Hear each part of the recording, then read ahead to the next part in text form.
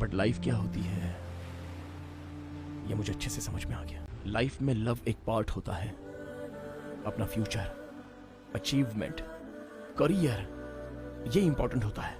ये प्यार व्यार करना तो बर्बादी होती है।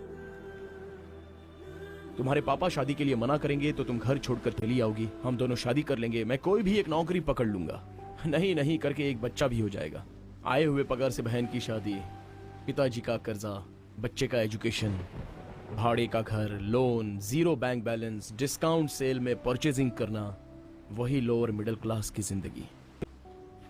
नंदिनी, क्या लाइफ बस इतनी ही है? मुझे हिस्ट्री क्रिएट किए हुए लवर्स से भी ज्यादा इन्फोसिस नारायण मूर्ति, टाटा बिरला, बिल गेट्स, ऐसे ग्रेट अचीवर्स ही मुझे मेरी नजर में दिख रहे हैं। मैं ये तो नहीं कह रहा हूं कि प्यार करने वाले ने कुछ भी नहीं कमाया, लेकिन फिलहाल मैं ऐसी हालत में हूं कि मुझे कुछ भी करना है तो